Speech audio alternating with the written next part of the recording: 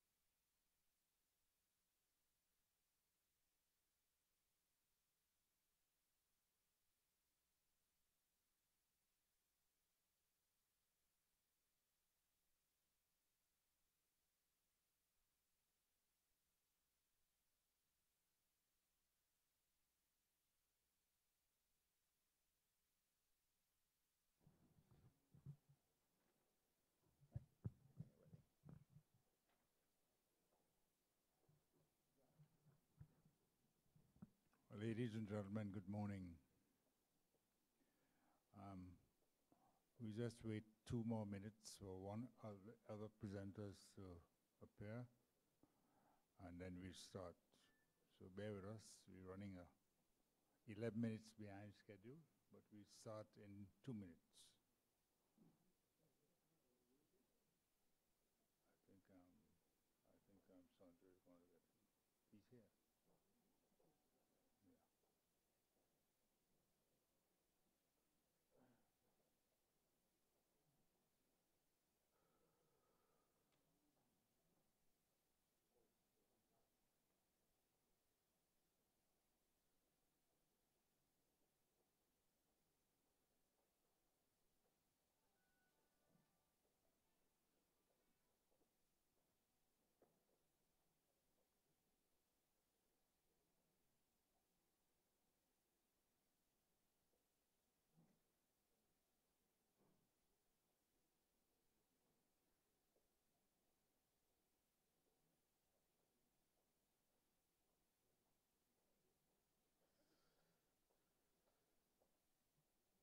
Guyana radio.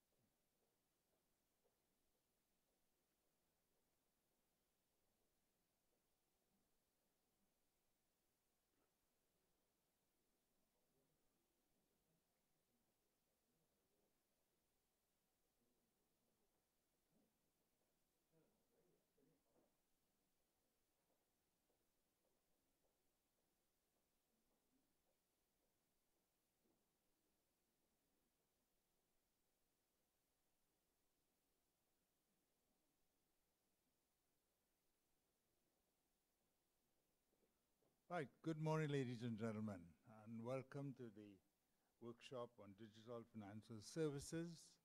I hope that you will find today an exciting day, and there will be some exciting presentations leading us to, hopefully, to some conclusions by the end of the day as to what actions we should take in the process.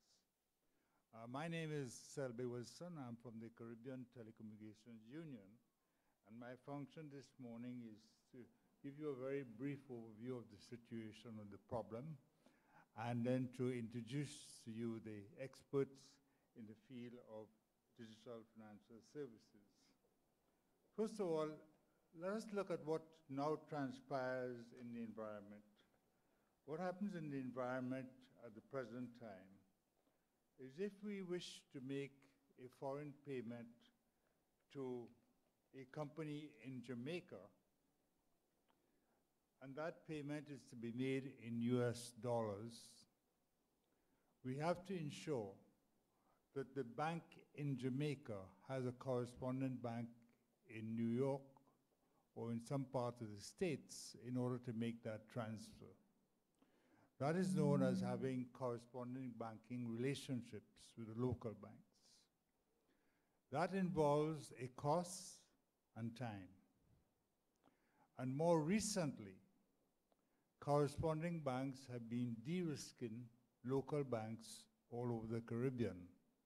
A good example of that is the problems faced by Belize, where even at one time Belize Central Bank was de-risked by the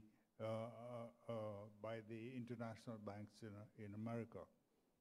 So that it poses certain problems for trade within the Caribbean.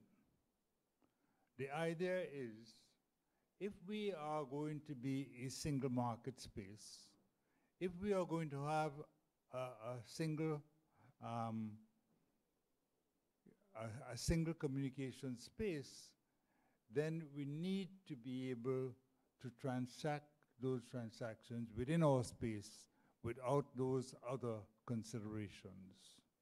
The question is digital currency a solution, a possible solution to this problem?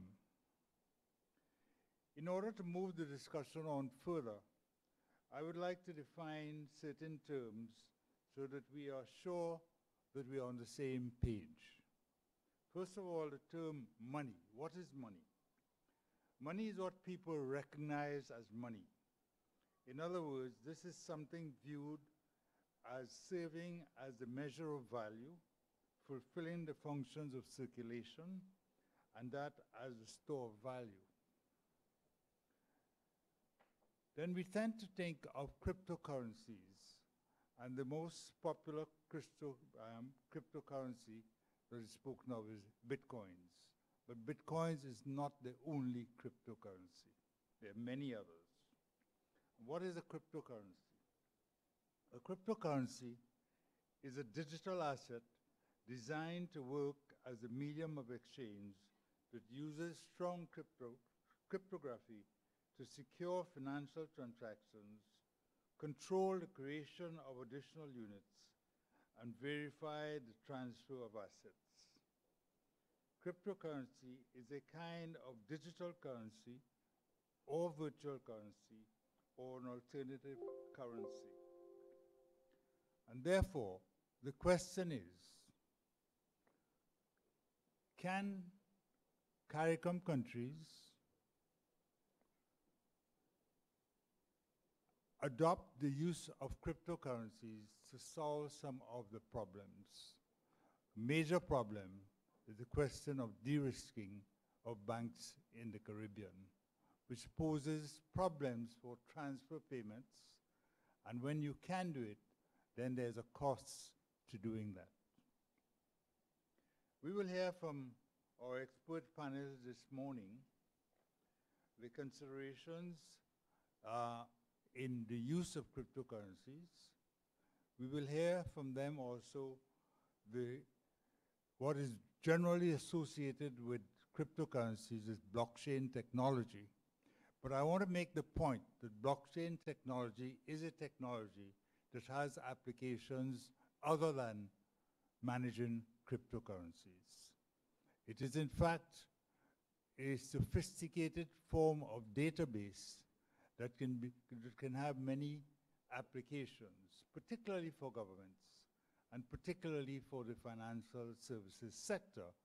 Blockchain technology can be used to improve efficiencies, to drive down costs, and to be in a more secure environment. And therefore, we will hear from our presentations this morning, from our presenters this morning, those things that can drive the financial services, increase efficiencies, and in a way, insulate the Caribbean countries from the difficulties of maintaining corresponding banking relationships, and by extension, improve our ability to trade inter-CARICOM countries, with inter-CARICOM countries, and settle those payments without any difficulties and at much lower costs. At this juncture, I'd like to invite our first presenter. I should in fact inform you that Tony Farnham will not be with us this morning. He's had an emergency and he unfortunately cannot be with us this morning. But We do have Oliver Gale from BIT in Barbados, and we do have Ms. Diane Cirilla from Digital Financial Services Group. I'd like to invite Diane to the podium to make the first presentation on digital financial services solution.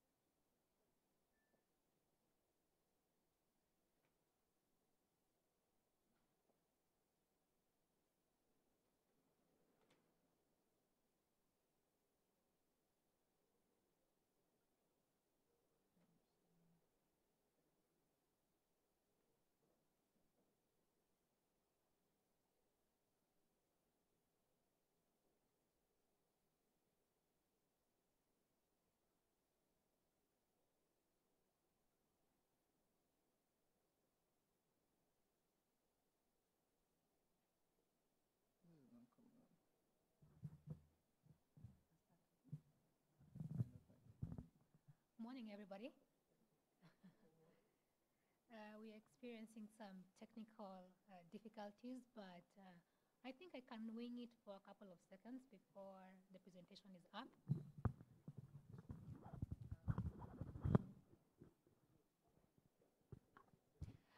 My name is Diana.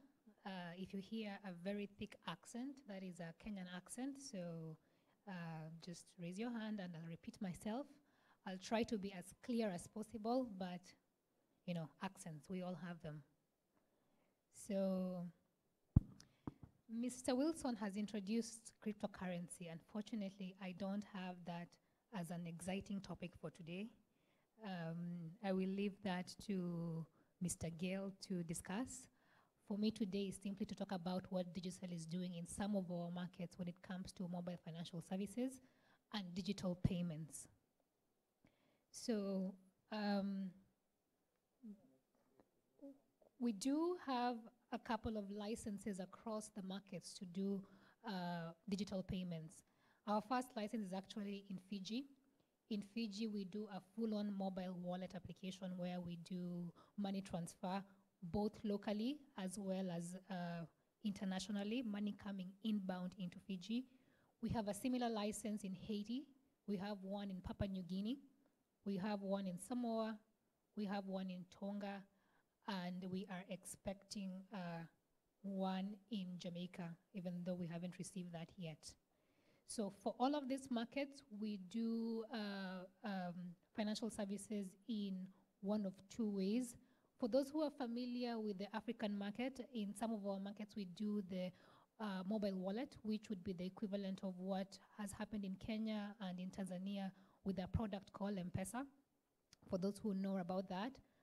For some of our markets, we are going to slightly upgrade that into the 22nd century, not even the 21st. And so we will be doing that not just as a SIM toolkit-based application, but as well as doing that online. So you would have the ability to move payments and to move money as long as you have some data with you.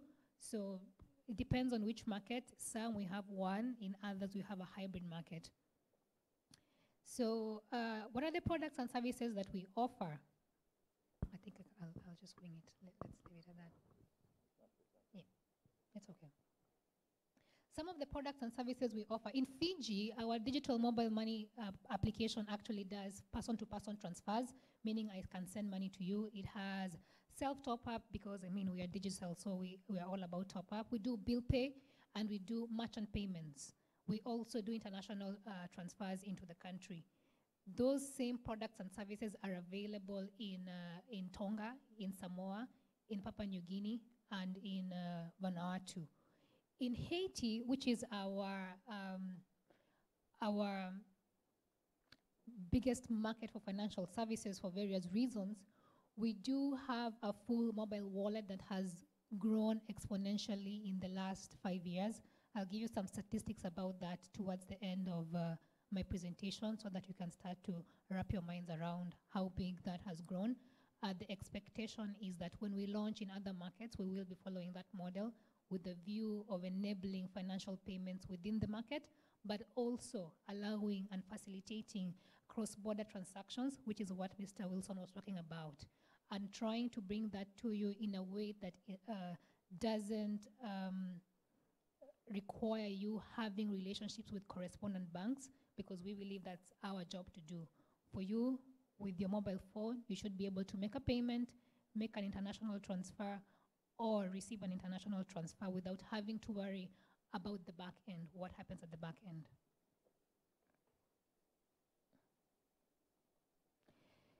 So what is our plan? Why are we doing this? For various reasons. One, we are supporting governments with their financial inclusion agendas.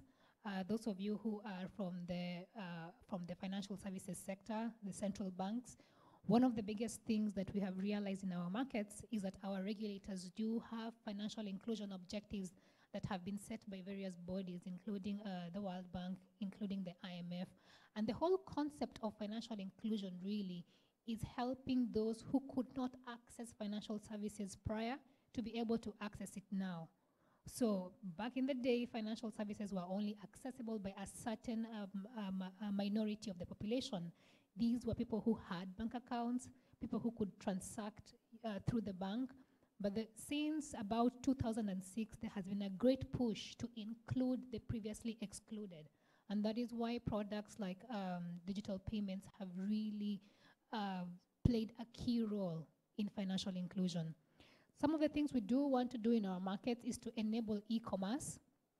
For those who are aware of Digicel's e-commerce platform, we do have one by the name of Red Barrel. We are planning on growing that in the next few years, but it allows electronic payments and electronic transactions. We do intend to go in full on into the space of bill payments.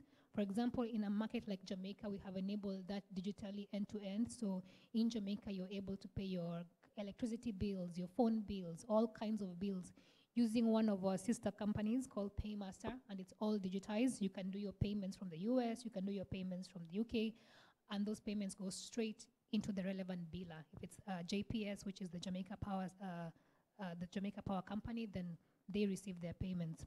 We also plan to do prepaid cards as one of the ways to enable financial inclusion and digital payments. And for that, our flagship markets are still in the pilot phase. Funnily enough, we are this week launching a prepaid card in the US, and the whole reason for that is to allow then card transfers into the markets. For the US market, we do have a business there that is very acutely aware of the diaspora populations in the Caribbean, so we know exactly where the Guyanese are in the US, we know exactly where the Haitians are, we know exactly where the Jamaicans are, and we are leveraging those relationships to allow those people to be able to send money home in countries where we have the authorization to conduct digital payments. What are the benefits of digital payments and mobile money? The first one really is increased transparency. Yesterday, the Prime Minister made a joke about those who pay taxes and those who don't. But one of the biggest benefits for mobile payments is really to be able to have a transparent economy. Now, for those who don't, I suppose, pay taxes, you might see that as a negative, but ultimately it is a positive because it enables or it allows a more transparent economy. And with transparency, then you're able to use those resources to invest in other places of the economy. Apart from that, we do see a reduction in the cost of transaction. One of the biggest costs of a payment transaction, is actually the cost of moving money from one area to another. with digital payments and mobile payments, we've seen a reduction in that, and there's some studies that talk about certain bands having a reduction as great as 30%. So you do see a reduction in the cost of transportation of money, and that is why you find that digital payments and electronic payments would be cheaper than cash payments, because that cost is highly reduced. One other benefit of that is one of the biggest things, for example, that has really helped financial inclusion in markets that have adopted digital payments is what you call nanoloans. In most of our developing markets, it's very difficult for consumers or for citizens to be able to get loans, simply because when banking first started, the whole concept of loans came from the ability for somebody to credit score you. So basically to be able to take your credit, give you a score, determine your risk, and then advance a loan. If you're coming from a perspective of the fact that only a small minority of the population could actually get that service, what mobile payments and digital payments have done is open up that space and allow what you call nanoloans. Nanoloans would be something that you advance on the basis of use of your mobile phone. So instead of being your credit score being assessed or analyzed by your use of a credit card, you can actually get a score based on your usage of your mobile phone. For example, if you're a digital customer, you do top up, you do credit you and credit me, which is a product where you advance some money to somebody else or top up somebody else's phone. You pay bills if you're a postpaid customer. All of that is behavior. It's simply a matter of taking that data, transferring that data into a score, and using that score to advance what you call nanoloans, which are small loans, as opposed to the old way of doing things where you had to have a credit card for 3 years, then you build your score. If you forget to make one payment, then you get a terrible score, and therefore the risk of giving you money or advancing you a loan goes high, meaning your interest then goes high. So the whole point of digital payments is to use your current behavior to be able to assess you, give you a score, and give you the ability to receive loans up to a particular amount.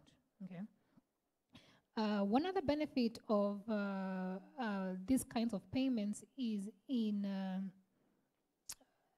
the concept of financial inclusion. Again, this we find has become a big area for central banks, because they do have ratings that they have to meet, which are set by various bodies across the world. So most central banks will have, for example, pillars that they have to meet, as well as a criteria of success. And they are measured on those things by institutions such as the World Bank and the IMF. So with digital payments and mobile payments, we are saying that anybody who did not have a bank account 20 years ago can now access financial services, because you're able to get nanoloans, because we can map out your customer behavior.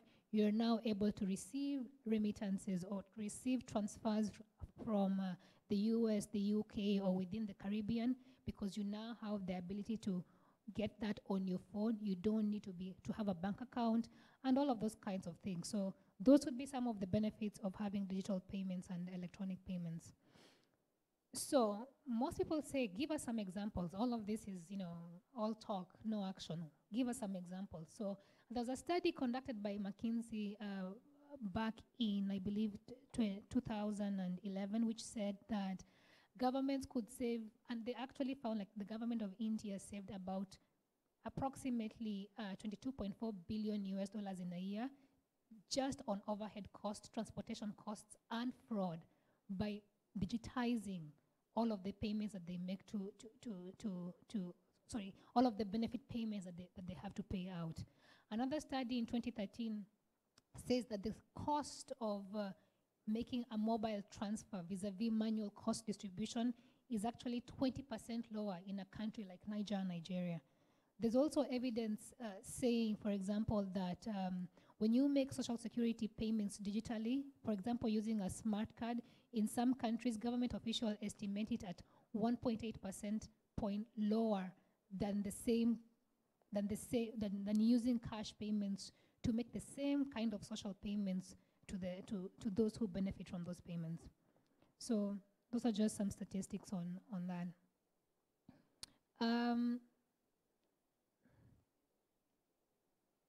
Some benefits in terms of the consumer.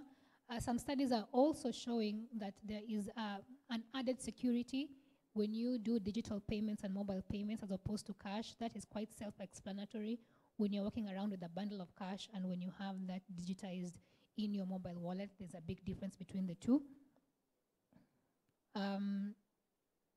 Let's look at the challenges. What have been some of our challenges as we've gone into this market? There have been many. In some markets, we are burdened with the challenge of overregulation. Just because the concept of digital payments is very alien and new to a lot of countries. So in some countries, you will find that what has happened is that those particular countries have gone and taken the legislation of countries who have been doing electronic payments for 10 years and imposed them on those markets. What that means is that there's a very high barrier to entry. It's difficult for someone as seasoned as myself in mobile payments to even enter that country, because what they've done is taken legislation for a country that has had digital payments for 15 years and put it in place in that country. What that means is nobody really wants to invest there because the cost of entry is way too high. So that's one of the biggest problems we are seeing in some of the Caribbean markets. We also have an issue with people understanding what the role of mobile money is. Now, I'm sure when Mr. Gill comes here, he will give you what the difference is between, I'm hoping, between blockchain as a technology vis-a-vis the currency such as Bitcoin. And one of the problems we've been having in markets is when you talk about digital payments, everybody says Bitcoin, and then everybody's mind goes into all of the black market issues that Bitcoin was involved in back in the day. Then everybody goes back to Mt. Gox and the loss of money. So it's become a vicious cycle of conversation, and yet one doesn't relate to the other. One is a technology with various applications. One is a currency that has been plagued with some issues, but still, the two are quite separate. So it's very difficult for us to educate regulators and the population about the differences between the two. And so we're trying to do that, but it is what it is. One other problem we're facing is customer education, and this was quite evident for us when we went into Haiti. It's very difficult to change the mindsets of consumers who have been used to being excluded for such a long time, to be able to tell them, actually, when you have this product, you don't need to mortgage your house and give me your title deed for you to be able to get X. You don't need to do all of these things that consumers were used to doing prior for them to be able to even get a bank account. Okay, so you need 3 letters of introduction from people who are bank account holders. Then please give us a copy of your title deed.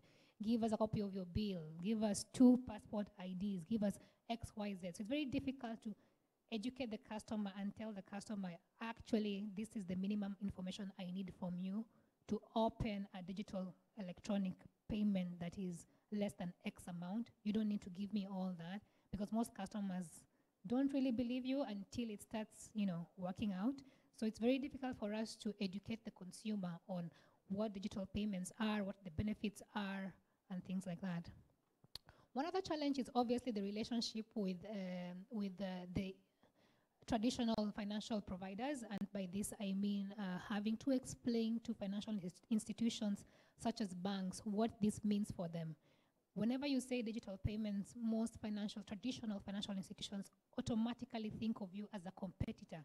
So you have to be able to demonstrate to them why this is not competition and give them case studies of countries where this has been properly implemented, which actually show that in markets where electronic payments, mobile wallets exist, coexist with banking products, the banks actually do have a way to tap into that and overall increase their own revenue line. So it's difficult to educate that to financial institutions just because of how, perception, I suppose, is everything.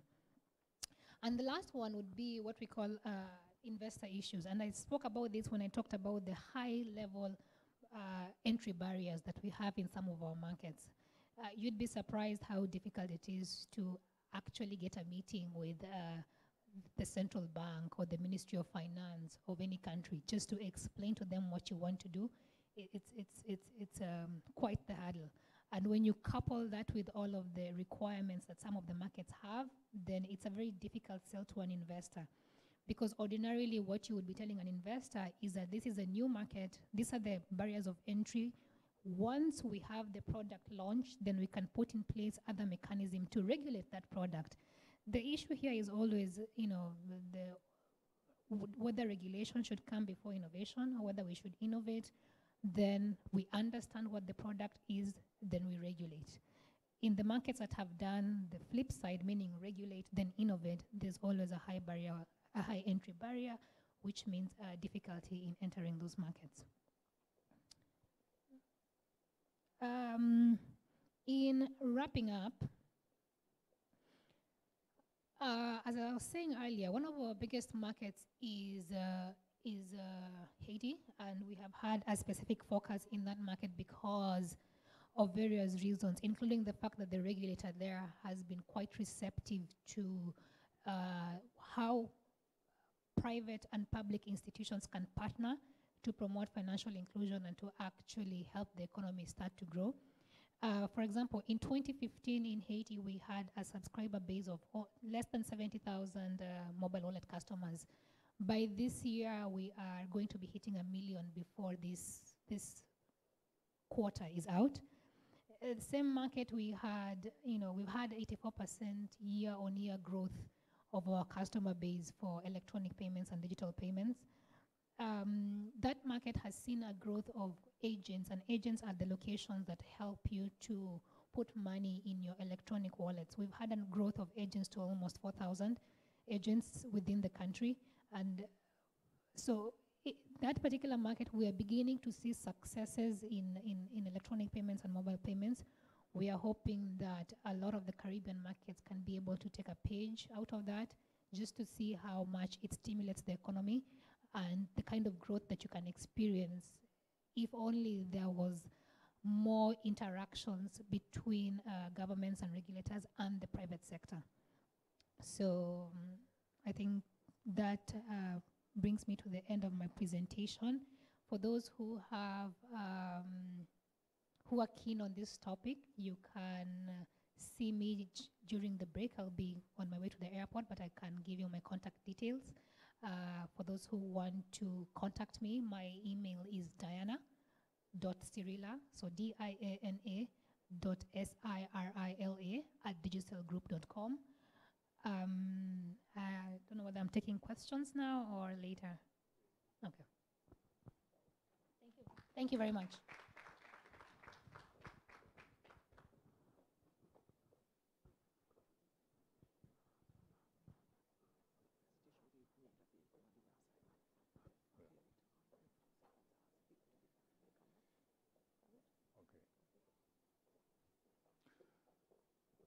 Can I invite the people at the back to come forward, to be closer to the stage? Be a little more intimate with the speakers.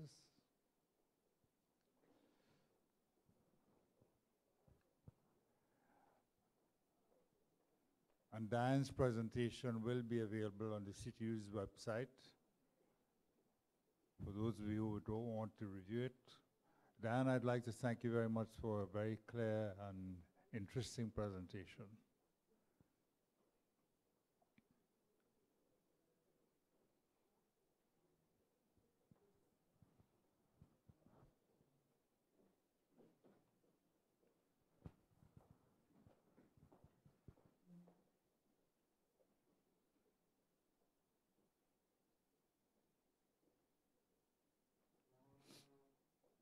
I want to indicate to you that there are some countries in the Caribbean that are making significant advances in the area of digital payments and also the adoption of cryptocurrencies in the manner in which they see appropriate to their own countries and their own markets. Those countries are Bahamas, Antigua, Barbados, and I think Jamaica is also actively considering how they can improve their financial services using ICTs.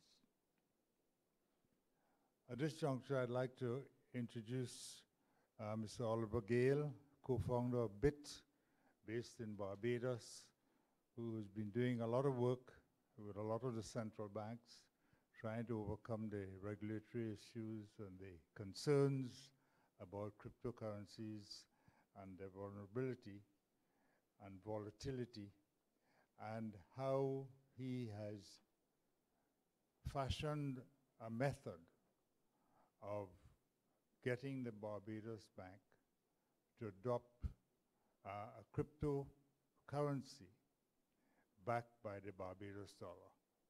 So I have great pleasure in inviting Oliver Gale to share with us his own experiences in this space. Thank you very much. Ladies and gentlemen, it's a pleasure to be here.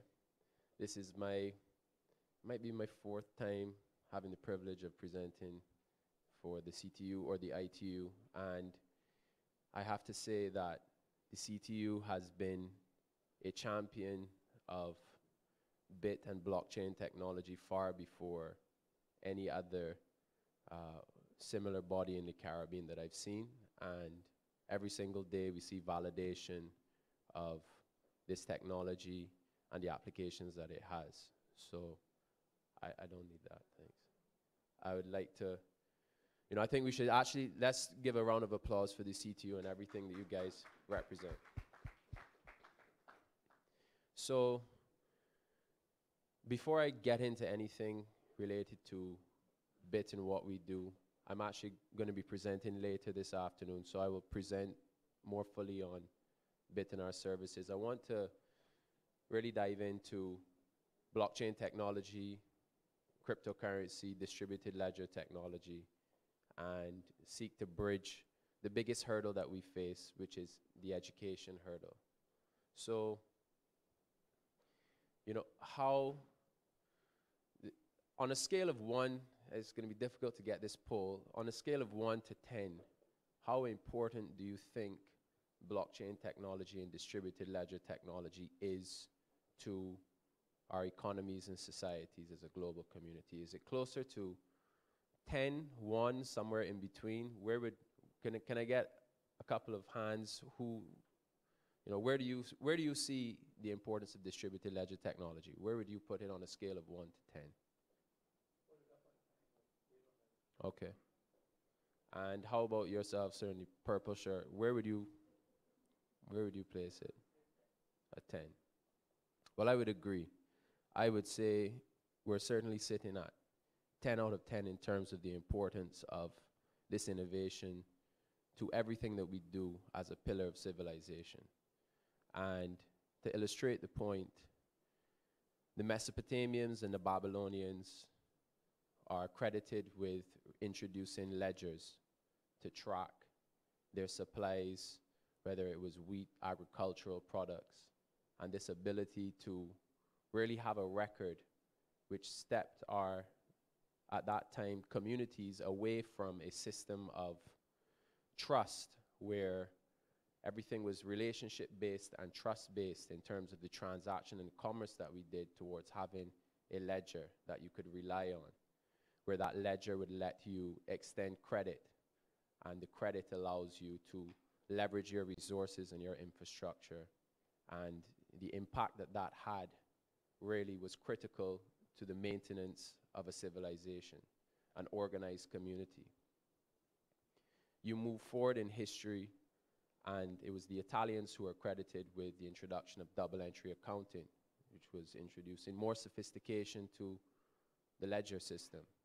And the Medici family quickly became one of the most powerful and wealthiest families in the world in banking. The Medici family leveraged double entry accounting to take banking all throughout Europe. And by having this system of, this sort of enhanced system of tracking a transactional ledger, they were able to extend credit and better track their resources, and built up such tremendous wealth that if you look at some of the frescoes in Italian churches and monuments throughout Italy. The Medici family became so powerful that, in fact, where you would have scenes of Christ and God, they replaced the faces of Jesus and some of the saints with members of the Medici family. This was the power and influence that this group had, and it was as a result of their prowess in banking and their leverage in technology. Fast forward to the 20th century, and the emergence of the internet really took advantage of digital ledgers.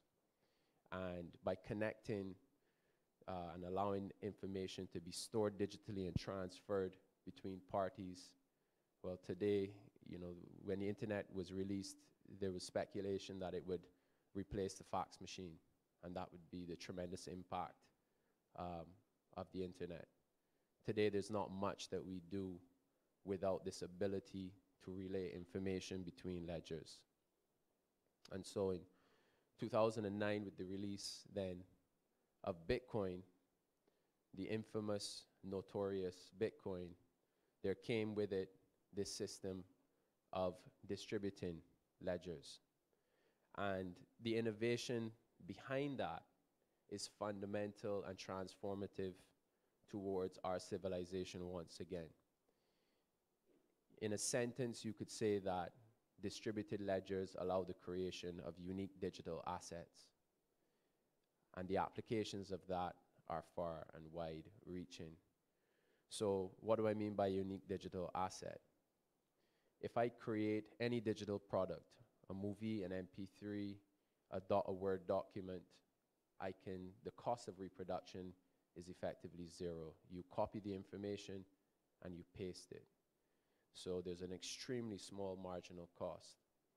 Distributed ledgers create consensus, and instead of having one authority manage the database, because the database itself has to be controlled by some party, it introduces a protocol that says the information held within this ledger is going to be reconciled not by one party, or not recorded by one party and reconciled by an auditor.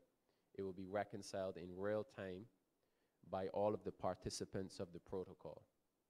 And so it changes the relationship. If I want to recreate a good, a digital good or a digital product or piece of information, I can no longer do so at my discretion as the owner of the database. I need to reach some form of consensus with the other people running these ledgers.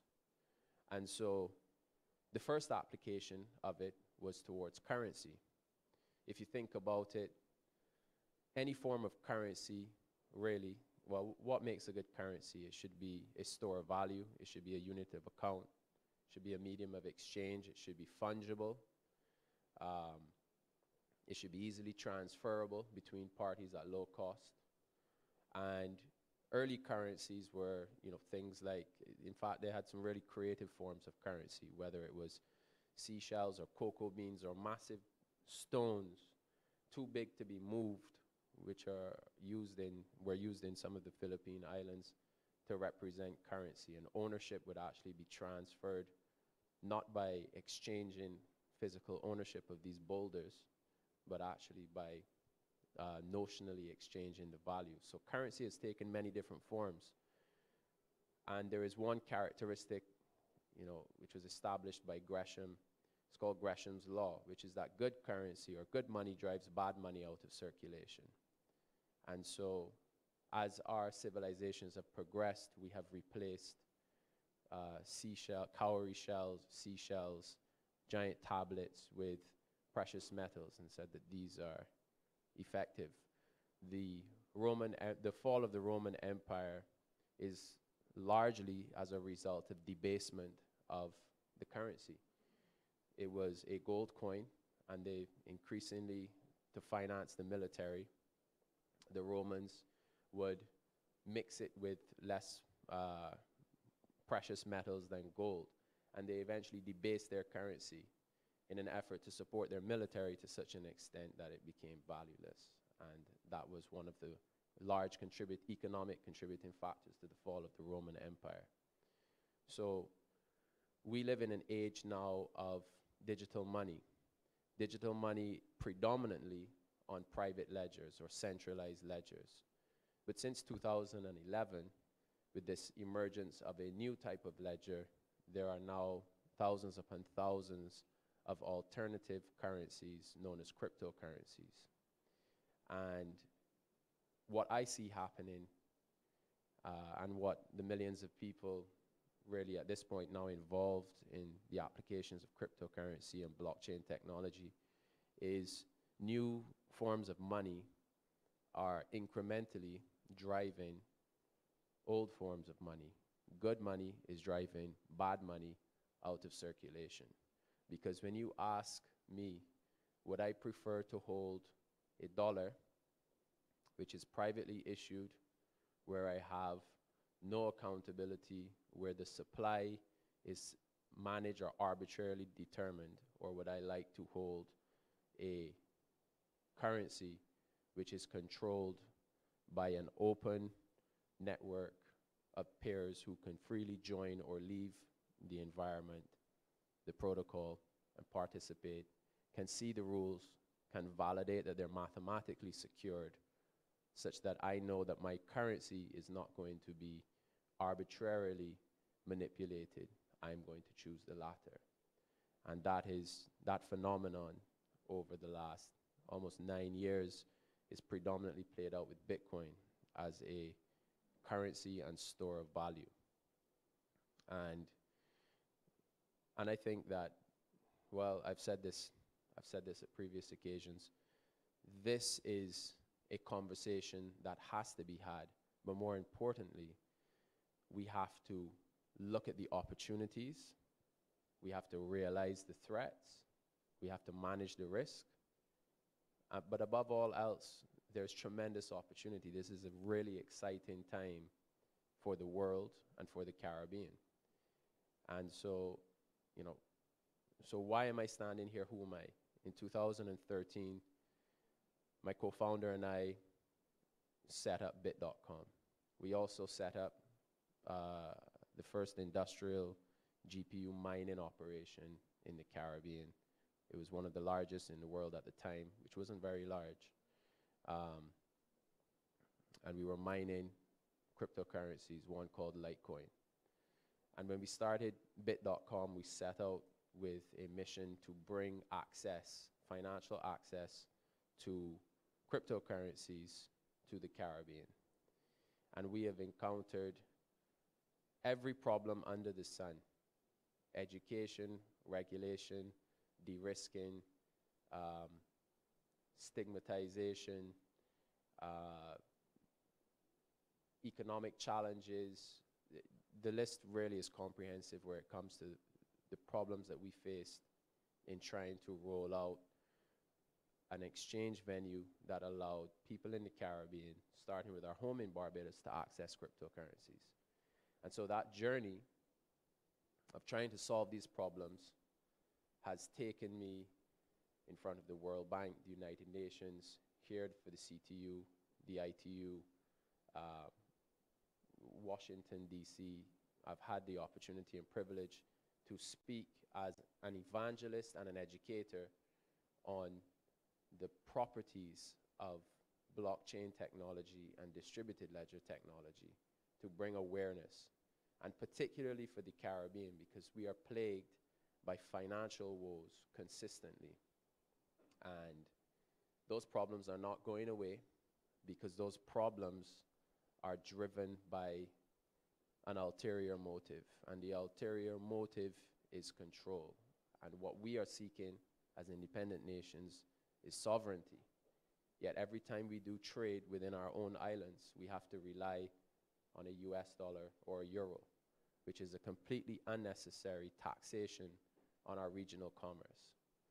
And that characteristic is not unique to the Caribbean, but when you have some nations in this region entirely de-risked, sanctioned is a better word for it, which are unable to engage in international trade, you have a major problem. And where the statistics suggest that up to 40% of banks in the Caribbean have experienced de-risking from correspondent banks, we are in a critical and dire strait. And factor in natural disasters, factor in the small nature of our islands themselves, factor in pressures on our sovereignty to set our own tax agendas. We really need to be looking towards ourselves and towards each other as to how we can leverage technology to its greatest effect to create efficiencies and unify the Caribbean region. And that is the chief mission and objective that we have been championing at BIT. And the manner in which we've been championing it has been by examining closely the properties of distributed ledger technology and how they can be applied towards a very old regulatory establishment, being the central bank. And we've experienced some success. It's been 5 years, it's been about 4 years of banging our head against the wall, and it's been about 12 months of breakthroughs recently. And removing the stigmas which are attached to cryptocurrency and understanding that there's a separation between the applications of a distributed ledger to currency and the applications of a distributed ledger to almost anything else that underpins our civilization is important. And so going back to this idea of a distributed ledger removes reliance on a central authority as a trusted actor. It takes the trust and it distributes it amongst a network of actors. That network can be anyone that chooses to run a piece of open source software, as in the case of Bitcoin. That network can be a federation of central banks, as is the case with BIT and our project to create a global settlement network. That consensus can be distributed amongst actors who own a piece of hardware, who pay for a license, who have a certain identification or sovereignty. There is a huge range from centralized on the one side to completely decentralized on the other end of the spectrum of what distributed consensus means. And if you embrace that, then you start to see some really fascinating prospects. What about mobile money operators who distribute consensus amongst the operators themselves to allow mobile money A to be transferred onto network B without having to rely on an auditor, a central database manager, which has huge risk attached to it, a set of systems that don't communicate well, which mandates constant maintenance and upkeep. Connect it. Connect these systems, have a common source of truth, and disintermediate the auditors, because audit happens in real time. So blockchain technology, which I'm using as a catch-all for all distributed ledger technology, has properties of accountability, immutability, transparency, auditability, I might have said that, low-cost transfers, and these things can be applied throughout different industries. So when I say different industries, supply chain tracking and logistics, distributed computing, currency, insurance, medical, healthcare records, gaming, really anything that requires a database that stores information can be distributed. And the application of that, it's not a catch-all and it's not a solve-all. It doesn't solve every problem in a business chain. There was over $6 billion raised this year through ICOs. Most of that money is money well wasted, because a lot of those projects either fundamentally fail to recognize what a distributed ledger brings to a business, or they realize what distributed ledger brings to a business and don't care because it's an easy mechanism for fundraising. I'm not knocking ICOs. I think that it is the greatest accelerator of innovation in the 21st century. The ability to raise financing in the Caribbean, in any part of the world, quickly from a community and crowd of willing investors is huge, because it allows the iterate and fail and improve cycle to happen a lot faster. And I'm not a fan of bureaucracy at all. However, that doesn't change the fact that there's this misunderstanding of how this technology can be applied. So look at any business sector that you're in, look at the trust component between two mutually distrustful parties, and think of the controls and systems, whether they're audit systems, segregation of duties, in the areas of financial services and insurance products. Look at these areas of control and think of how you can apply a distributed consensus model to create efficiencies. So I'll close this presentation by discussing a little bit more what we are actually doing with distributed ledger technology. And I'll outline the problem and I'll revisit some of this in my later presentation. So the Caribbean islands are fragmented in terms of their currencies, in terms of their borders, and we're unified culturally in terms of our trade and natural resources. We are reliant on imports to supplement what we can locally produce. And we have this major reliance on a US dollar for international trade and for some reason interregional trade. So notes and coins, which are issued by central banks, are expensive to produce. They are a form of money, but as compared to a digital money, a mobile money in case of a private database, or maybe a decentralized cryptocurrency or digital fiat currency in our case, it is a much better form of currency. It can be transferred across borders instantly. It can be stored at low cost. It can be created at low cost. And so what we are doing is taking this blockchain technology, working with central banks such as the Eastern Caribbean Central Bank, to create a digital fiat currency, which is controlled by the central bank as the issuer, but inherits these properties of mobile or digital money, and inherits the properties of a blockchain. And what this allows is for a mobile money ecosystem to be created. So in Barbados, we run it may well actually be the first mobile money, blockchain-driven mobile money ecosystem ever. We launched it we launched the digital dollar in early 2016 and launched our full network in early 2017. So how that looks to the end user is you have a mobile wallet, it has dollars on it, you have a merchant, they have a point of sale tablet, you want to buy a good over the counter, you pay for it using their terminal, QR code, scan it, make a payment. It's a very familiar experience for anyone who's used mobile money or Starbucks credit or cryptocurrencies.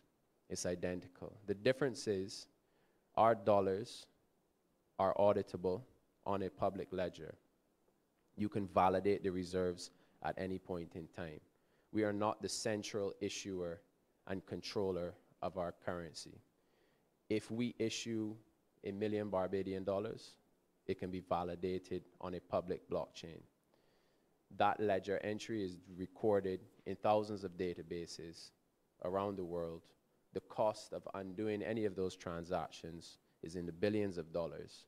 And so when you see that our reserves say that there are $1 million Barbadian dollars in circulation, that is mathematically enforceable.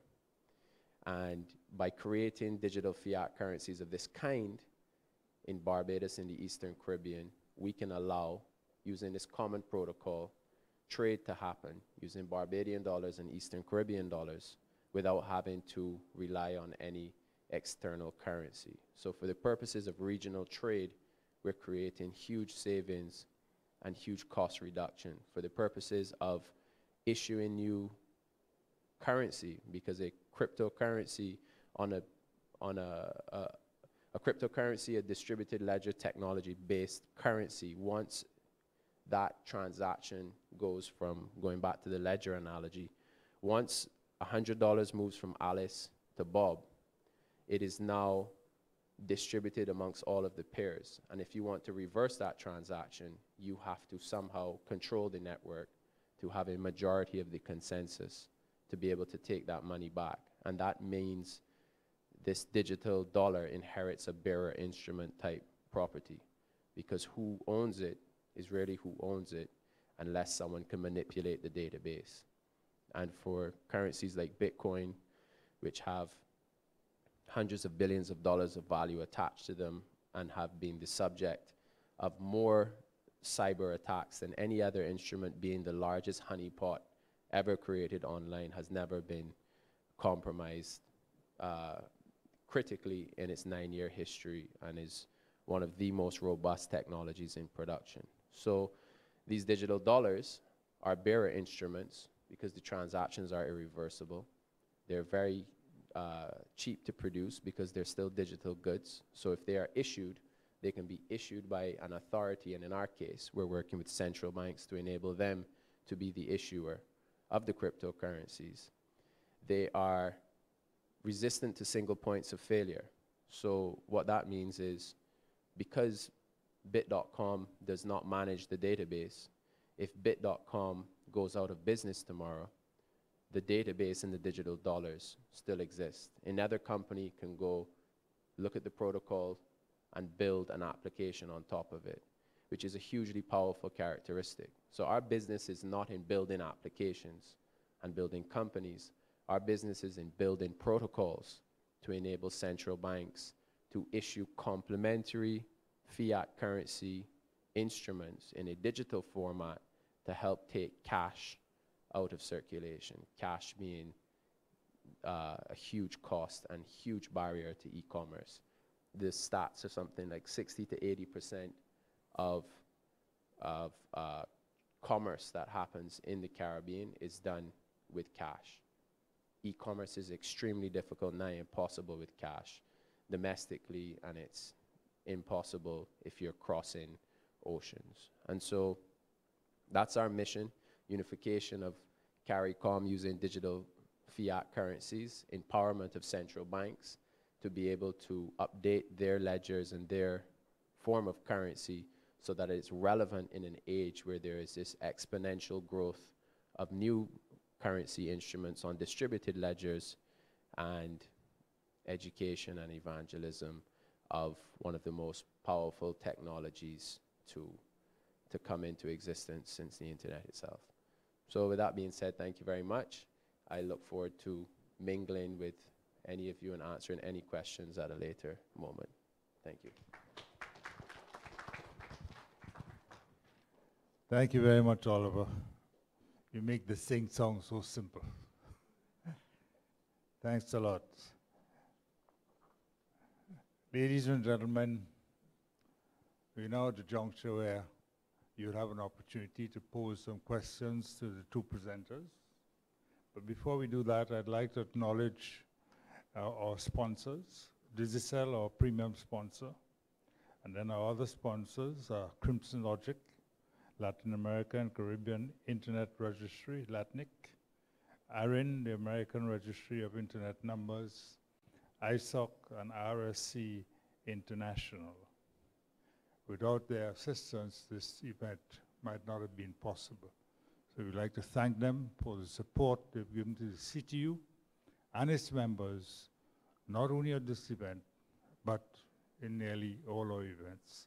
They've been constant partners, assisting and working with the CTU.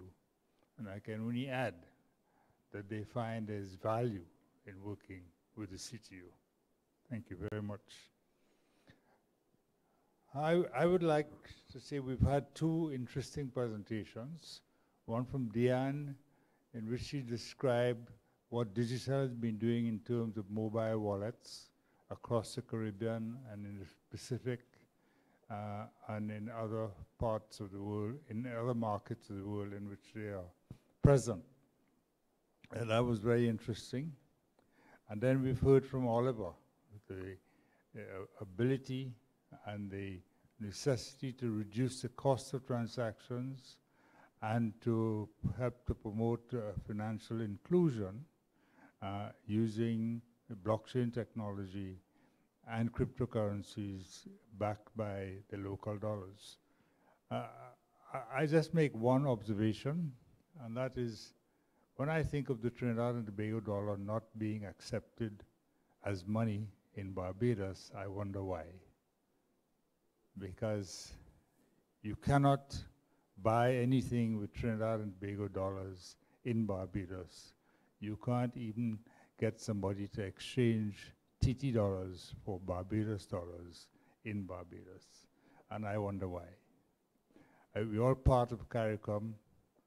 We're supposed to be brothers and sisters in CARICOM, and yet we have these limitations on trading our own currencies and paying with our own currencies in our sister islands and countries. And I think the use of blockchain technology and cryptocurrencies is part of the solution, part of that solution. So I'd like to open the floor to questions to both our presenters in any order in which you choose to put your questions. So the floor is open for questions.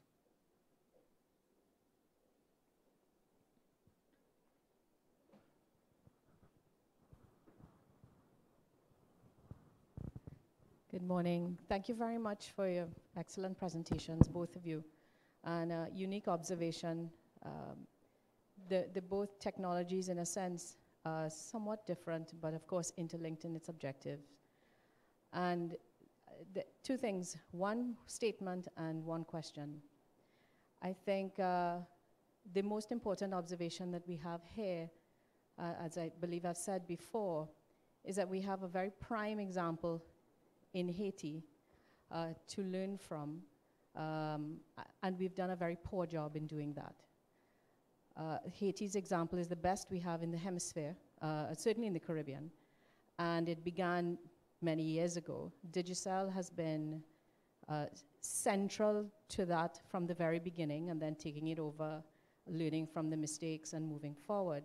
But I think the principle behind what I heard from the presenter was they had a lot of customer education to go through, but in some previous presenters, the hard knocks that they faced was actually understanding the customer, not educating the customer. The customer education actually came on the supply side, meaning Digicel understanding their own customers. And if we understand the concept of financial exclusion, then we must understand that they are fundamentally different in their behaviors than anyone sitting in this room. And we've done a very poor job in understanding that, and the closest that we've come to it is actually Digicel. I think if we dissect the two technologies, and in trying to solve this problem, we have to be technology agnostic. If we dissect the two can actually be seen as a form of, let's say, a learning curve, entry point, moving into an evolved, advanced technology that will eventually solve our fundamental problem, which is we need to be able to move money faster, cheaper, more efficiently, safely, accountability, transparently, and so on. And so my charge to everyone is that we begin to, and I take your offer up, begin to understand very intimately the context under which Haiti as a test case can be used to create central learnings for us in the Caribbean. There have been 15 plus failures that I've counted in the Caribbean so far in the areas of digital financial services, mobile money, et al. Can count them. Some never actually got off the ground. And there's a reason for that. So the question for both would be now, where in your business models, where in your travels have you documented that the journey of the financially excluded or the underbanked even, which is as large as the financially excluded in the Caribbean, that can help both the central banks, the commercial banks, community banks, and other financial services institutions understand more intimately so that we can get past the technology issues and be able to create products of relevance, products that meet needs, so that we can have a greater supplier offering, competitive offering, and therefore vibrant category or economy that can grow the Caribbean economies.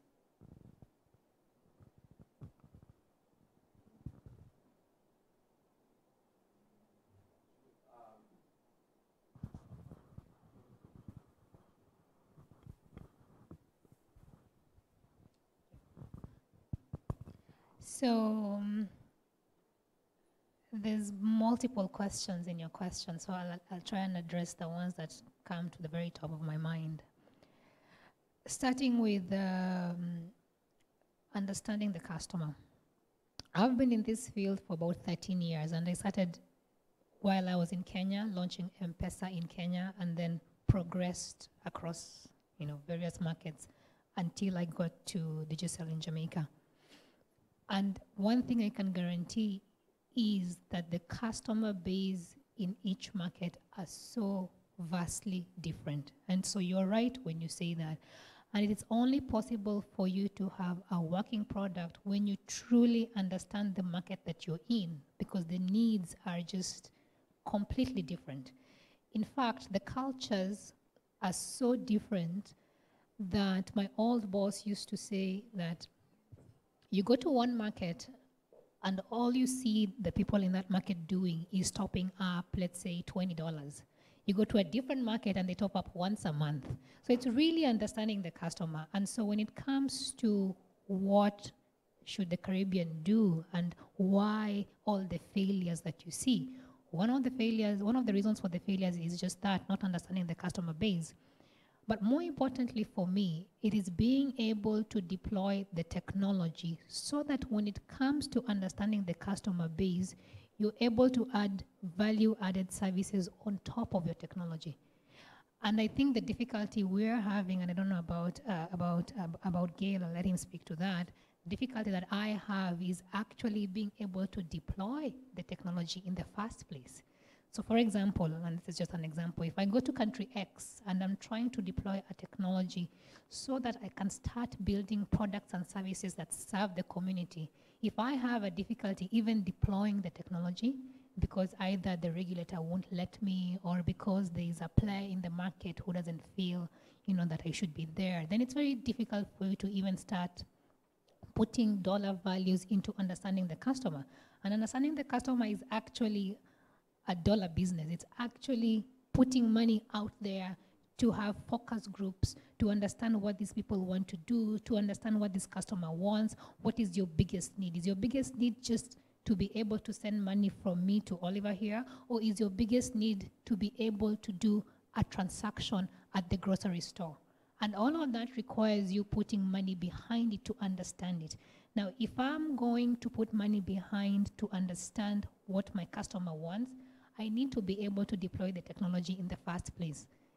This is one of those cases in my mind, and I could be wrong, where it's not a matter of which came first, the chicken or the egg. It's very clear what should come first, because only after you've deployed it are you able to then understand the customer. Are you willing to put dollar value behind understanding the customer to start building products and services that service those needs? So I don't know whether that answers your question. And I think one of the reasons why some of the technologies have really failed is because, yes, there's a very high barrier to entry. But more importantly, when you invest in that and you don't see a return in it in terms of customer base, accessing the markets, then you begin to lose you no longer want to be in that market, because it's very difficult for you to explain how you've been able to understand the customer, but you still haven't deployed the technology. The two go hand in hand, with the deployment being fast and the value adds, as I call them, being layered on top of the technology. And as I said earlier, if then getting the technology in the market is difficult because of whatever reason, regulation X, Y, Z, then that's where you see so many failures. And some of the failures do come as a result of just not understanding the customer. You might have the right to deploy the technology, but you simply don't want to put dollar values into understanding and educating the customer. So it really depends. For me, my experience in the last 4 years in the Caribbean has been the latter. It's difficult to get into the market in the first place and then to start adding value.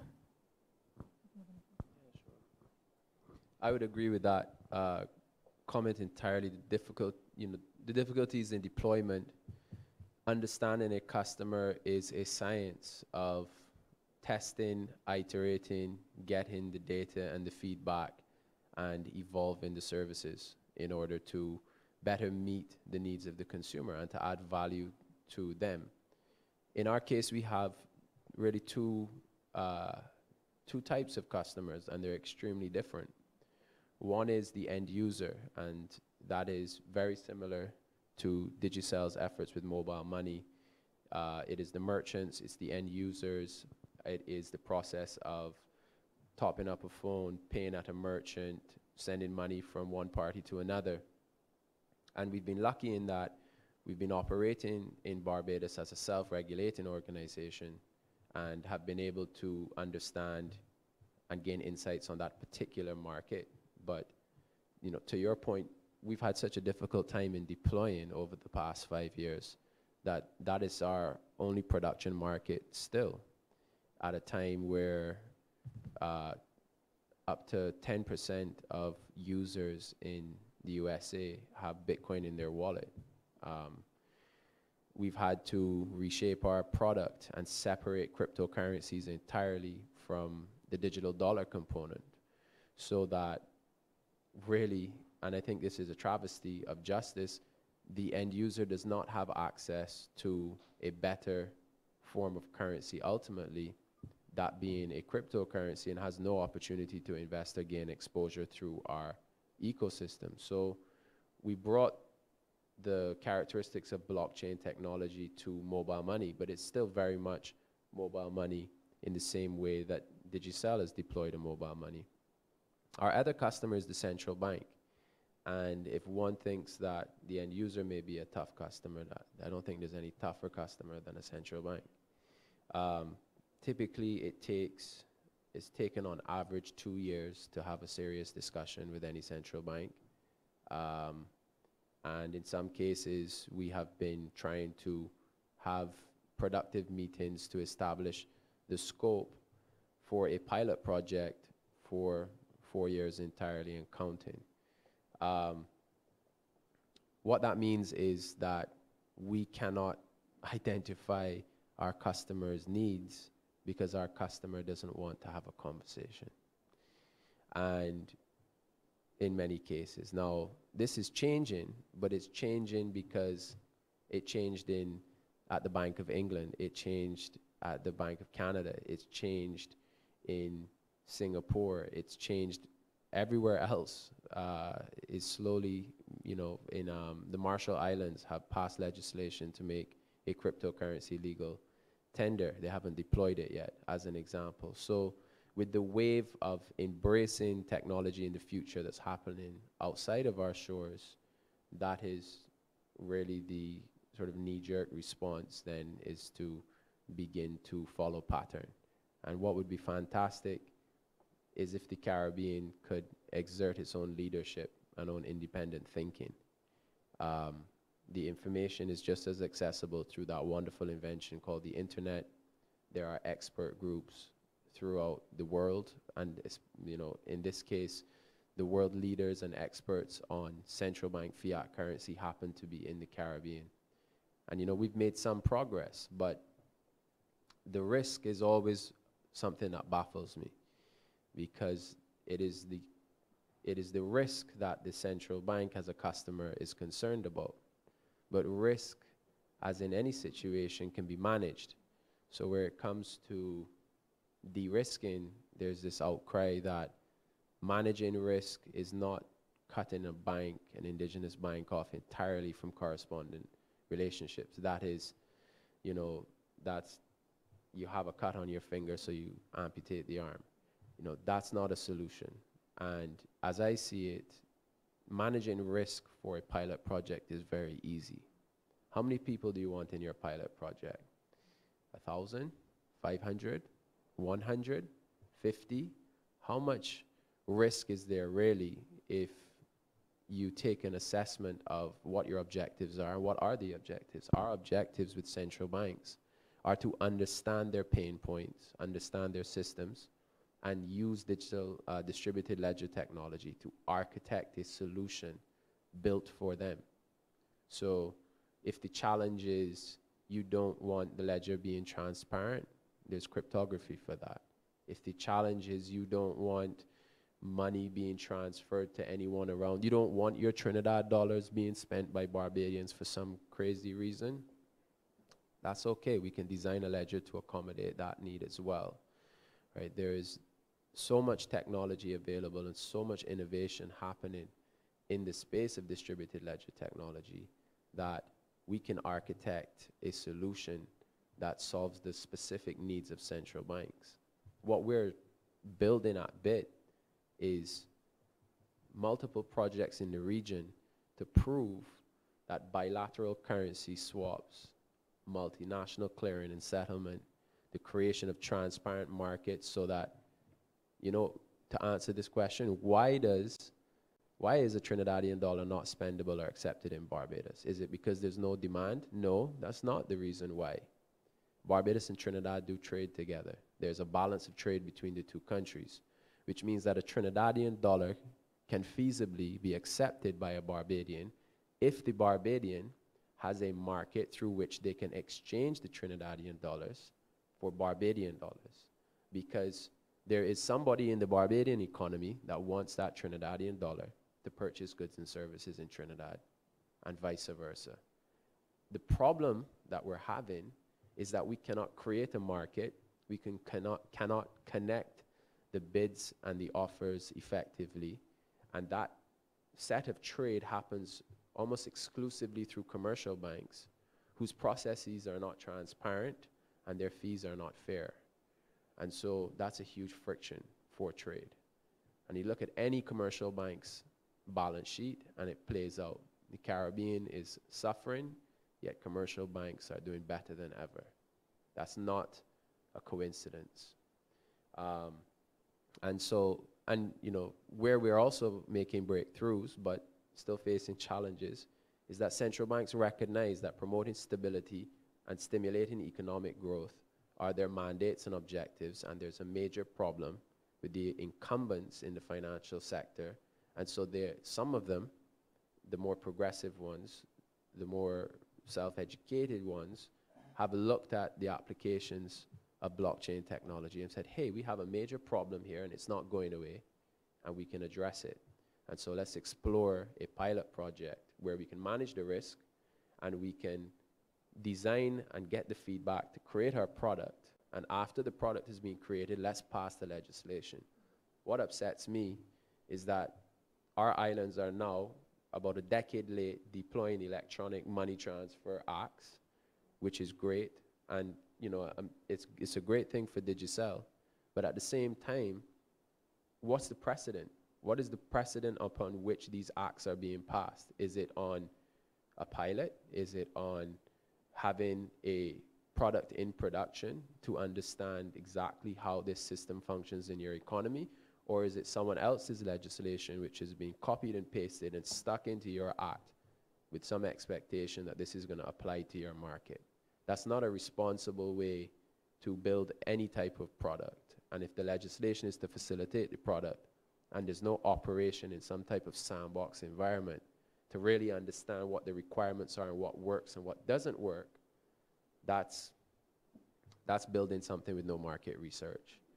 And so I would say certainly that's a huge problem.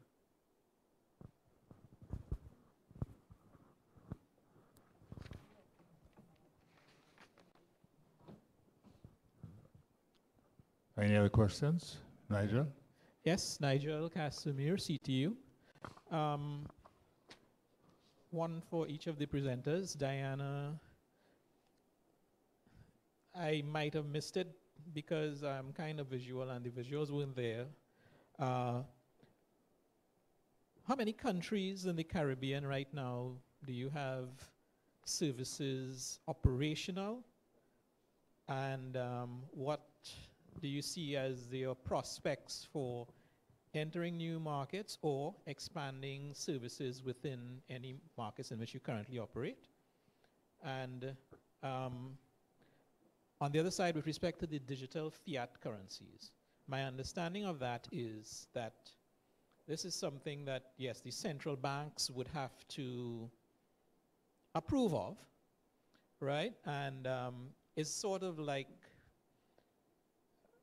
just making a digital form of the existing currencies, right? And what that does is it gives you the facility to move it over the net, and with all the advantages of electronics and so on. But it's just another form of the existing currency. And while that may allow you to move it, the question is, why would that work if it's the central banks that are really in control here, why would that work in the digital world when today, when we have our paper money and so on, Mr. Wilson talked about it, you talked about it, why isn't the existing money forms able to move in the same direction? You talked about it just now with the commercial banks and that sort of thing. Can the digital fiat currency be a way of bypassing the commercial banks or disrupting their business model? And maybe that might be part of the challenge or obstacles being faced. I don't know if you could talk about that sort of thing a little bit.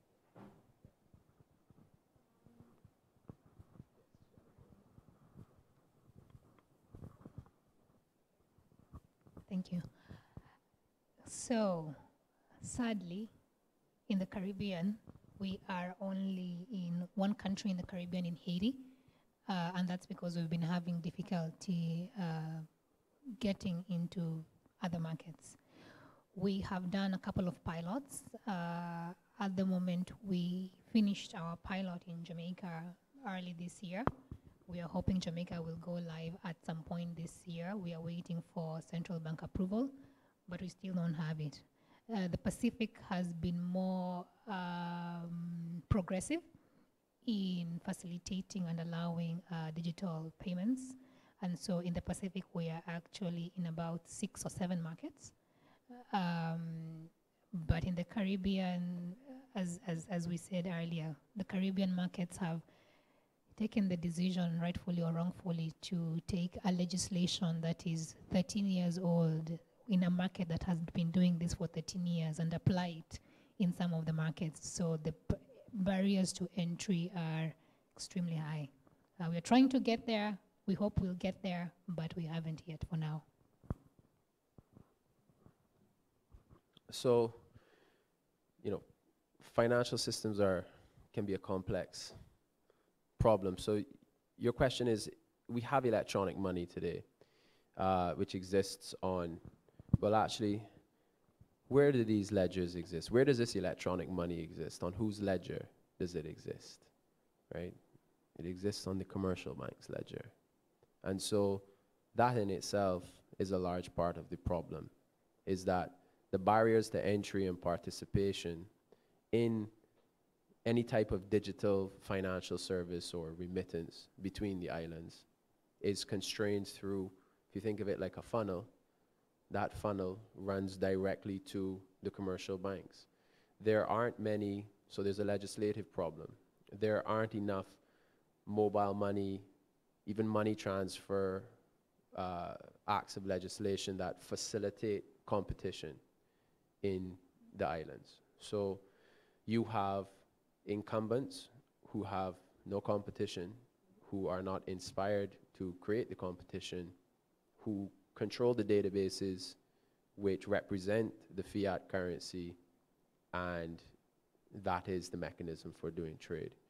When you introduce a digital fiat currency, which is issued by the central bank, so what characteristics does that enable? Real-time audit, distribution.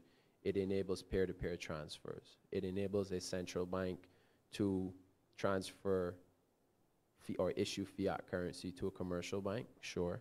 It also enables issuance of currency directly to an end user, whether it's a merchant or an individual.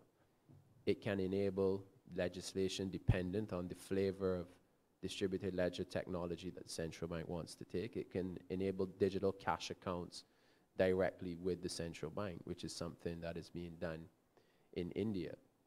Now, when you remove the barriers to entry and make the landscape more competitive and have a transparent currency instrument or a low friction currency instrument, and you build it on a protocol as opposed to building it on a private API controlled by a corporation who can determine whether you have access or not. If you build it on a protocol, you can and will see and do see tremendous innovation, because anyone can look at your financial infrastructure, audit the code, and build a financial product. Now, that doesn't mean that you can build anything you want and do anything you want and not go through your regulators and your checks and balances. It's important that if you build a financial service which uses the ledger of a nation, that it is still endorsed, it still complies with the laws of the nation, and it's still approved by your regulator.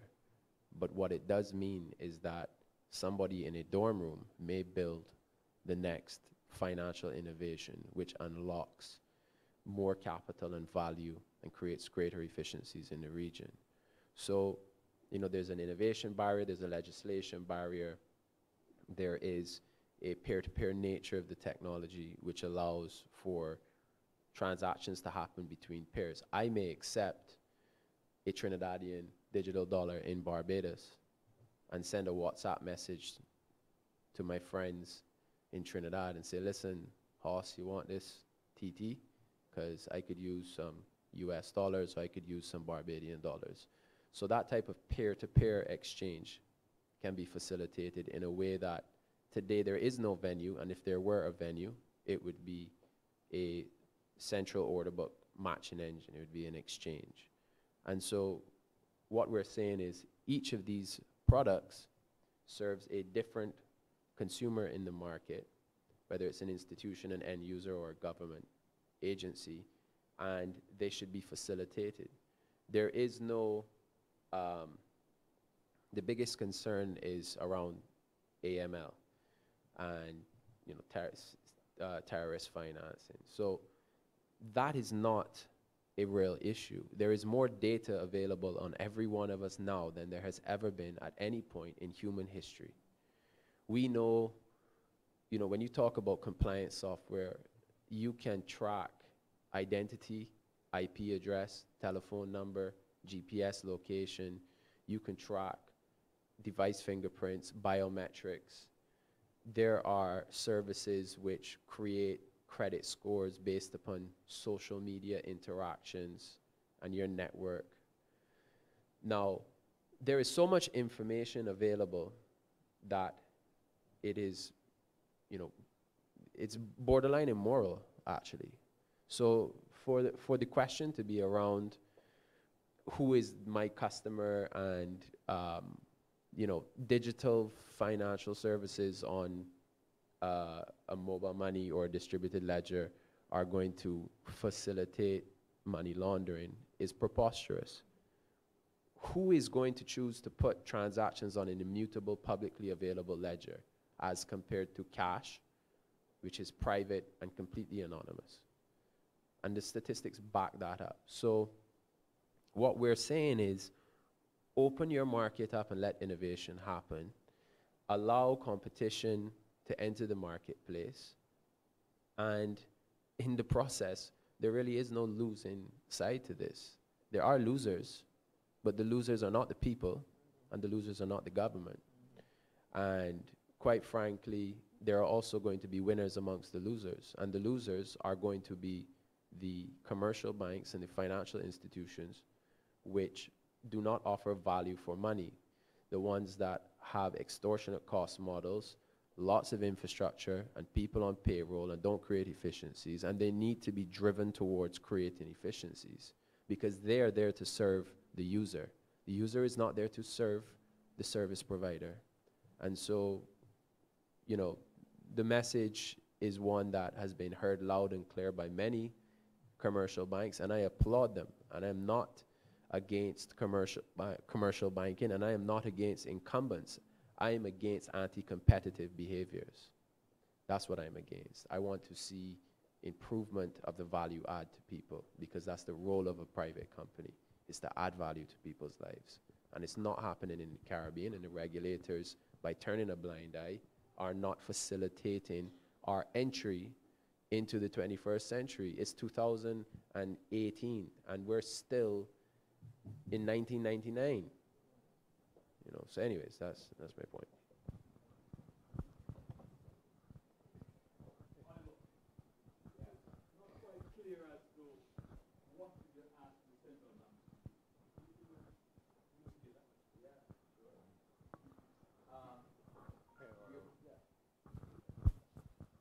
Two things. One, engage in the education process, because we're not seeking to have an asymmetrical dialogue. So we want to have an enlightened discussion about distributed ledger technology.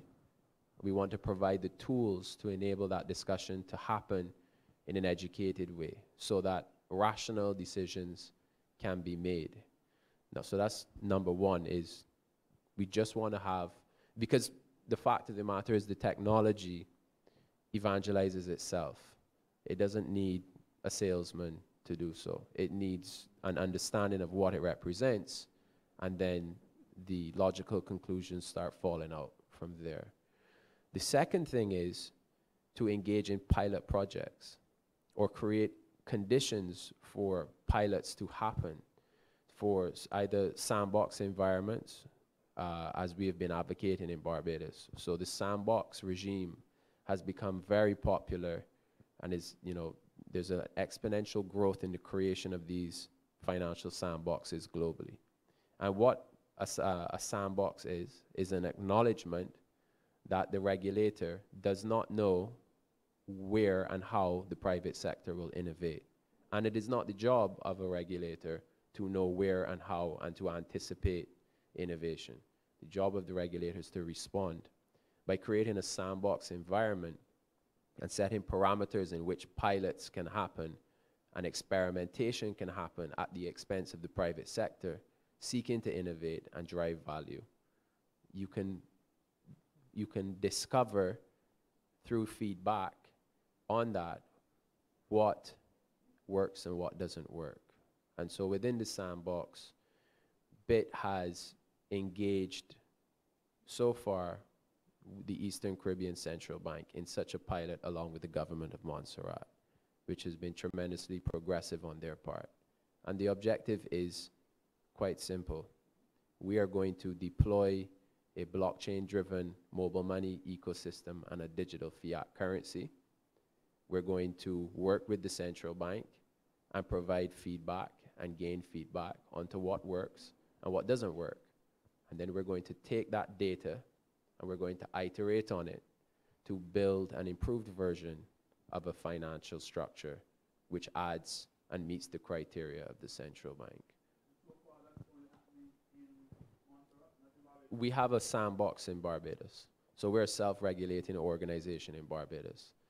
That has been facilitated by the vacuum of law that surrounds blockchain technology and digital dollars. So we've worked closely with all of the regulators and oversight bodies to ensure that we're compliant. And to give you an illustration to my frustration, BIT does KYC on every individual that signs up.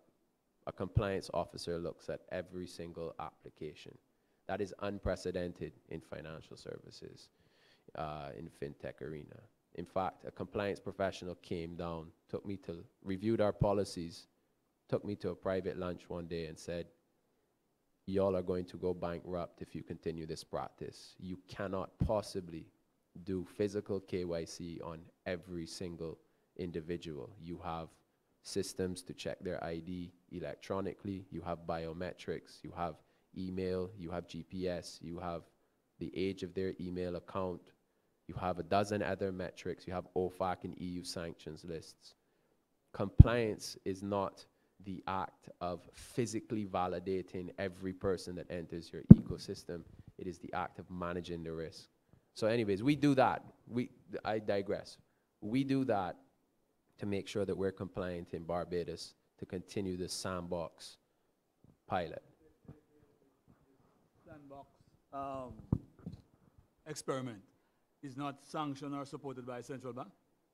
The sandbox environment In is Barbados. overseen by the central bank. So the central bank meets with us, reviews our systems, our policies, our users, etc. But it is not a central bank stamped. So you essentially have two pilots going, one in Montserrat and one in Barbados.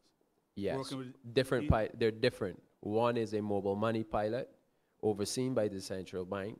The other is a pilot with the central bank and the government of Montserrat. So we are a financial institution that operates in Barbados, providing consumers service through a blockchain-driven mobile money ecosystem. That's Barbados.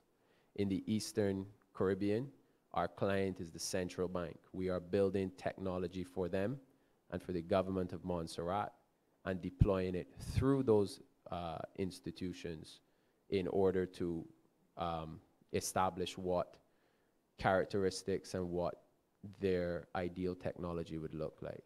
The difference, and here's the crucial difference. In Barbados, the money, the digital Barbadian dollar, is taken custody of the physical dollar. The custody is taken by bit.com. The digital dollar is issued by bit.com. And so we are the issuer of the digital dollar. It is tied to a Barbadian dollar. In the Eastern Caribbean, we are working on a pilot so that we don't have to be the issuer, because we don't want to be the issuer. Mobile money operators wouldn't want to be the issuers, and that is one of the biggest problems. It creates fragmentation of your databases, where you have an electronic, so the great thing with mobile money is all of the properties which it inherits of being digital and borderless, etc.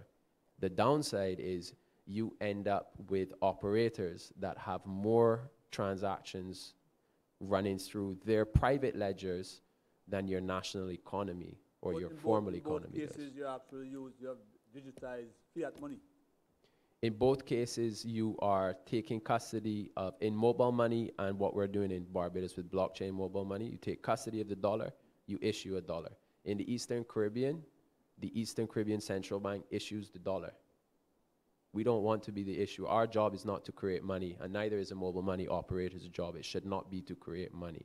So what we're calling for is a re-centralization of the process of creating fiat currency, but in so doing, pass on all of these characteristics of blockchain technology, which allow for peer-to-peer transactions and innovation, better oversight, and so forth. So this is why, these are great questions. This is why education is the #1 item on the agenda, is let us have a salient conversation about how we can really bring this struggling region in the world, drag it into the 21st century so that we can really all, and our children and our children's children, can have a better standard of living. So you're essentially promoting blockchain technology, not cryptocurrency per se. No. Okay. No, I personally am a big believer in the power of cryptocurrencies, and I am an evangelist of cryptocurrencies. But when I'm looking at the Caribbean region and what is required in order to address these problems, cryptocurrency, is not something that can be driven by a one company. It is a decentralized global movement that is running its own course, and B, it's not going to be embraced in the way that we would like, and C, there are optimizations to the existing financial system which will happen and should happen, and we've been championing that globally. And so that's our mandate, is try and re-architect the current financial system to make it compatible and a tour de force within the new world of cryptocurrencies. I know we are out of time, but you asked for what are we asking the central banks to do. One, have a conversation. It's not the end of the world when you meet a non-licensee to have a conversation with them about what it is that they're trying to do. You'd be surprised how difficult that is. Just have a conversation, and in that, you will get educated about what it is people are trying to do in that space. Secondly, pilots. As a central bank, as a Ministry of Finance, as a regulator, you can determine what kind of pilot you want to mitigate risk. You can decide, I only want 500 participants in this pilot with an average volume of, let's say, $100,000. You can make those decisions. But in allowing and facilitating pilots, only then are you able to tell what the risk issues are and how to mitigate them. Number three, have your own risk analysis metrics of what it is you want each provider to have. One of the things that Oliver is talking about is KYC. You'd be surprised how often this arises, and yet electronic payments, mobile payments have the best KYC you'll ever have, because for a regular bank account, KYC is exactly what the customer presents to the bank. For mobile money and electronic payments, KYC is way more than that. We know exactly how you use your mobile. There's large amounts of data that can trace a person. So that's really not an issue. So the asks are those. Have a conversation, get educated on the product, allow pilots, and for markets that have decided to regulate, I would say do it in a graduated manner. Don't take a regulation for a country that is well advanced and slap it on your regulation. No. If you want some regulation before a product is launched, have what you call graduated regulation. Say, as a minimum, you must demonstrate to me that you can fulfill KYC. And then, after you reach transaction volume number 500 million, you must demonstrate X, Y, Z. So have that in a graduated manner within the space of a pilot, and I think you'd be surprised what you can realize as a market. Exactly. Thank you very much. A very interesting discussion. You'll have an opportunity after the break for further discussions, but we want to stay on schedule, so I'm going to suggest that we break for coffee now. We have a 15-minute break and be back at 11 o'clock. It's now 10:27. Can we have a coffee break? Come back at 11. We have some additional presentations, and then we'd have another Q&A before lunch.